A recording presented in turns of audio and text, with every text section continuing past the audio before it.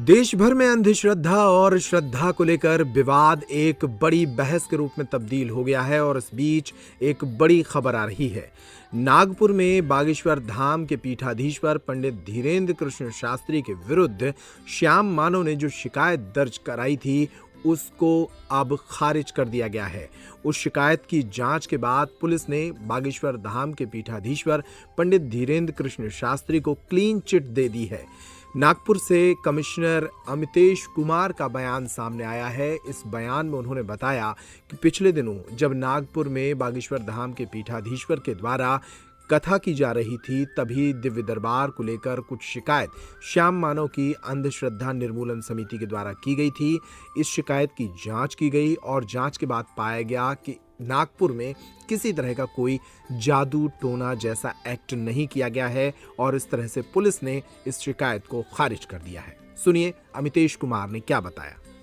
देखिए, सबसे पहले पुलिस किसी भी प्रकार के दबाव में नहीं है। पुलिस वीडियोस की बहुत बारीक तरीके से उसकी हम स्टडी कर रहे थे, उसकी ट्रांसक्रिप्ट बनाई गई थी और जो बॉर्डर लाइन इश्यूज थे उसको बहुत बारीक तरीके से देखा गया है और देखने के बाद हम इस निष्कर्ष पे पहुंचे हैं। उन्होंने एप्लीकेशन में बहुत सारे वक्तव्य पॉइंट्स लिखे थे, उसमें से बहुत सारे कुछ उसमें ऐसे हैं जो नागपुर के दरमियान के इंसिडेंट्स नहीं दिख रहे हैं।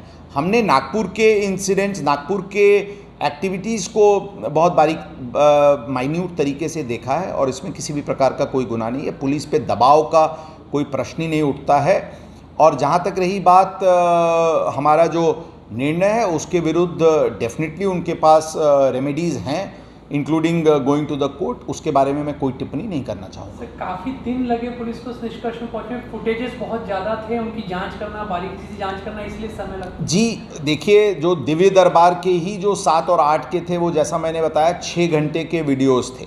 उसकी ट्रांसक्रिप्ट तैयार करने, उसमें कुछ जो बॉर्डर लाइन इश्यूज थे उसको हम लोग बहुत ही श्योर तरीके से कॉन्फिडेंस और एक प्रॉपर निष्कर्ष पे पहुँचे।